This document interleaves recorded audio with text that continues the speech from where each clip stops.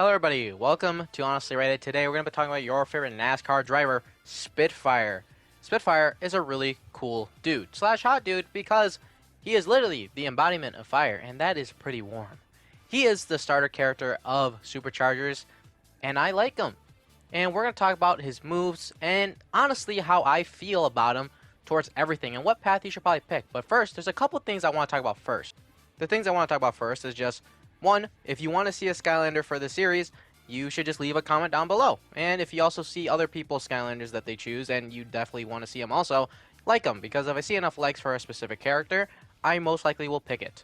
It also goes off of me. But yeah, just leave it down who you want to see next.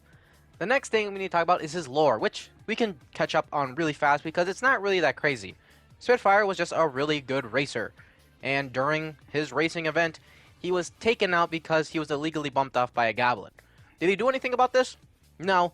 He just kind of had a layoff for 3 weeks, and he was willing to come back to going towards it, but that's when the Sky Eater came in. And then Eon approached him and said, hey, you know, this whole game is going to be about driving, so we want you in there. So he's like, cool, I'll join in, I guess. So, great job, Spitfire. He didn't even have to show off like his work. He just had to show off he was good at racing. But now, we can finally go into Spitfire himself and his moves, starting off with the first two, which are pretty good starter moves. First up, we got Butane Brawling and Flash Fire, which are probably the two best beginning moves I've faced so far, and honestly rated for a melee character.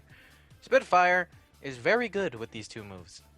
Flash Fire allows for an incredibly long dash, and the Butane Brawling has a really crazy range distance. You could dash away from an enemy, use Butane Brawler, even though there's nothing there, he will snap onto the closest opponent, and it creates such a beautiful combo because you can dash away from most enemies' attacks, right?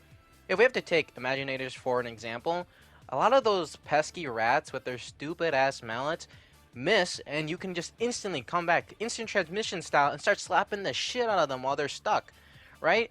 It's also very easy to get them to smack anything else also because of you going so fast and, you know, the AI having to lock onto you. It's very good. And luckily, there's upgrades in the future that will even make it even better. Now, the damage output isn't insane, you know, 26-ish, 20. The Flash Fire does more than the normal just 1-2 punch-a-roo. But for the beginning ones, it's very easy just to kind of take everything out at level 1. Very good two moves, not hard to use at all, and it's a very nice beginning to him. Next up is going to be Flame NATO, which is his special move actually, and it creates just a central point wherever you stand, a big Flame NATO, and it does chip damage, and it's very good at doing chip damage. It's very nice. 9 damage at level 14 is not bad at all, and it has a pretty good big area effect, so it's hitting a lot of things at once if you're able to keep stuff in there, which you kind of are able to because of Flash Fire. Flash Fire being able to just kind of circle around your enemies really does create that just central point. But the only thing that sucks about him is that it doesn't move, and since it doesn't move, you really do have to just kind of go around town trying to get him. But that's where his secondary move comes in, or the next move after this, which is instantly going to upgrade it to Chase, called Flamingo Chasers, and now homes onto nearby enemies. Now, I personally feel like that's a little bit of a lie, because right here, that was not the nearby enemy, and if for some reason Chase that Chompy. So, I really don't know how the AI works on this thing, but it's honestly not the greatest AI. It does work, and something to note too is that if an enemy does have a shield, it won't just keep chasing it. If it does repel that shield, so the rat that's lived in the trash can, it will just get repelled back, and it'll just kind of stand still. The AI for it's a little weird, but this is what I've been able to come up with while trying to use them. It chases a certain enemy, and if it dies, it kind of just goes off in its own direction until it either fades away or it hits a wall, and it kind of just stays there. Sometimes enemies don't leave, and it doesn't have an enemy to home onto, so the nearby thing maybe isn't the greatest way to explain it. Sometimes it is. If you're not really looking at direction either, like that is towards an enemy, it won't go that way. So maybe if you're really too close up to an enemy, and maybe it has like a line of sight where it kind of goes. But yeah, other than that, it's really good at killing bosses, or mini bosses, things that are really strong. Because since it's chasing it, no matter where it's moving, it's constantly getting hit with this 9 damage. It's very good. Very good chipper. And especially now with it being able to chase, even better. Next up, we're going to talk about the last two, which is Flame Fury and Intensified Fury. And now, even though they do have Fury together, they're not really related in the slightest. Flame Fury is more of like a dash. So if you hold down our dash and let it go, it's going to do 28 damage to the most nearby enemy and anything around it. It isn't the greatest move. I feel like it's kind of more beneficial just kind of keep dashing at enemies and then slicing at them, because I feel like the damage output then is a lot better. It does hit things around it, but also does the flame dash, so at least for now, isn't really the greatest. And then for the last one, is going to help us do more damage with just our melee itself. We do this nice little flip in the air, which does 15 damage per hit. You get like 6 hits in. You can do the math on that. It's not bad. I don't think it really adds like a lot, but it's cool to see him do it. You know, he does look pretty badass doing it, so nice. Again, these last two aren't really too big. They're just kind of there, and you can use them. They're not really that bad, but there's like no meaning behind it. Now we get to talk about our paths. Well, the top one's going to be Speed Demon, which is actually going to deal with our funny little dash we had with Mega Marathon. I enjoyed this path a lot, and Mega Marathon itself. It was a move that I honestly didn't see a lot of value in the beginning, but honestly started to grow towards. So, Mega Marathon, unlike its little Flame Fury, it's a straight line where you will send things into the air. The reason I like this so much is because, one, it's doing a lot more damage. It's doing 38. And it's not much of a hold time comparatively to what the normal Fury is. It's like a second longer. It being able to just set things up in the air allows you just to be able to mobilize yourself a lot better, right? With flame dashing, you can still get hit. It's not uncommon to. But now with this, you can let one of those loose, flame dash between them, which they will still get hit even though they're high up in the sky, and just have a free way just to kind of leave. And it's a lot better than the Fury. Honestly, you probably will stop using the Fury after you get this, if you do use this, which is, I guess, spoilers, is going to be my preferred path.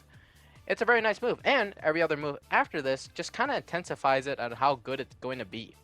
So, Nitro Boost and Triathlete are going to be two moves that are directly going to tie back to Marathon. So, we'll talk about them first, and I'll see how they tie in. Nitro Boost is going to allow you to go faster when you hold down to Marathon, or until your flames get purple. I think that's the best way to put it. And it might seem kind of redundant, right? This speed increase doesn't matter in the slightest because you already have a functioning dash, right? So why would you need something like that? Well, it's to function as a get-up tool for Triathlete or just Marathon itself. Triathlete allows you to fire off 3 of the Marathons if you press circle while at the end of the first one. And it is very good. You get to aim where you want these 3. You can just keep firing off in the same place if you really want to. They do more damage than the Fury one did. It's so good. It's so good. Just having 3 of these launch in a single or multiple directions you want them to. You can hit many things, and they don't have to be in a singular line. And I think that's why it's so good, right? Even though it is going in a straight line, you can angle it to hit multiple enemies in any direction and then dash away. And just get away. And that's why Nitro Boost is so good, because you kind of have to set it up to be like that, right? You can go spin around enemies to make sure they're kind of huddled up in a more of a secure area, or make sure you get in a place where you're not going to get hit, because you probably will get hit if you miss an enemy. But it's good. I think all the top path kind of leads up to each other. It directly makes the move even better. And all of it just, at the end of it, right, at the end of the whole path, just makes it just a very good move in all. And that's why I really like the top path. But we will have to still talk about the bottom path, and I'll tell you why I really don't find it to be the greatest. So, let's go to it. Next up is the bottom path, which is labeled as Fusion. And the first move we get to learn in it is going to be Flame NATO 2. This is a pretty good upgrade. Having 2 of these that home into usually the specific same enemy is just really nice, right? Now I'm at level 19, so now the damage is taken up to 10. And if you have 2 of these things just kind of taken away at one enemy, especially a bigger enemy, in probably higher level difficulties, it probably could shred some health off really fast, especially when it comes, again, to bosses.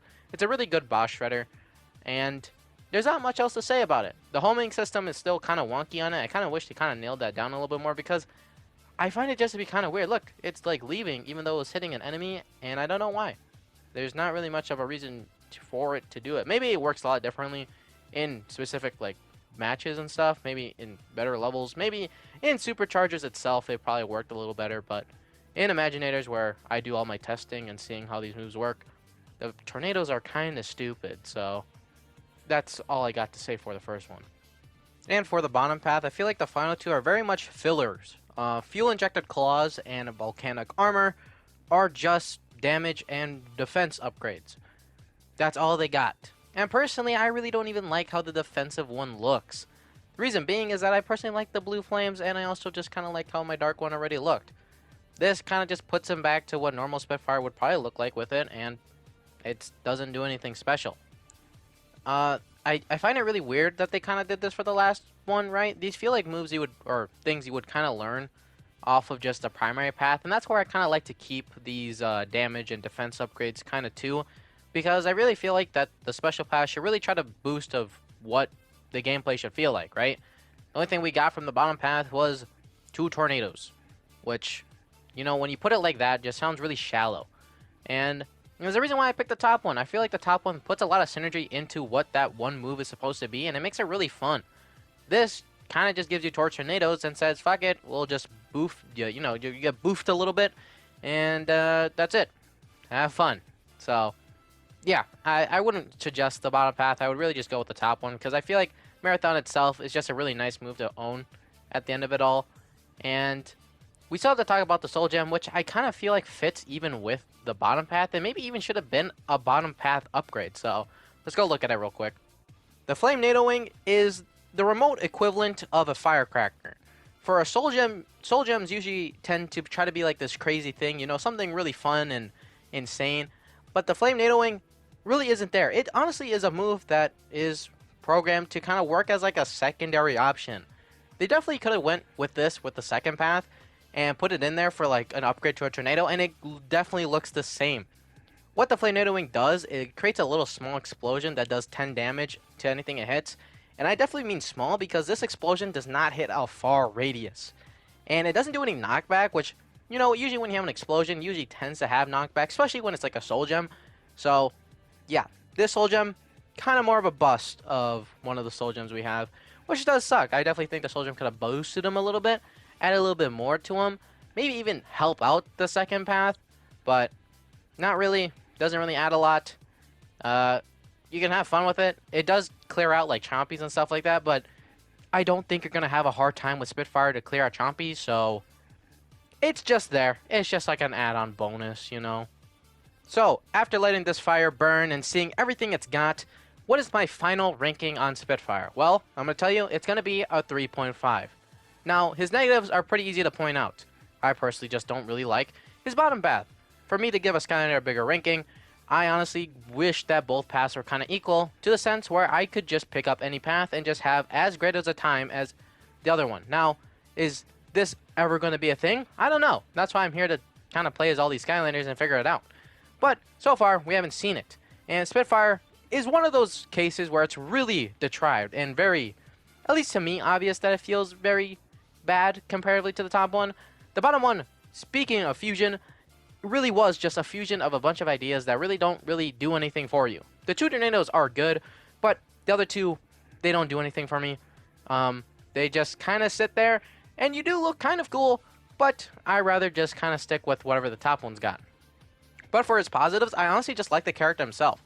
His character is just a really fun character to kind of play around with, and I really like the dashes. Everything he kind of does aesthetically looks nice, and his moves aren't bad in general, right? His Flame NATO, his Punchin', his Brawlin', and his Dash are both good all-round moves. And I definitely think that's because of him just being a starter character in general. They're very character-friendly, and you can just kind of wall up on things. He has really good health. His defense is pretty nice on at least Adventurer mode. And, yeah, I just think he's just a fun character in general. Go with the top path.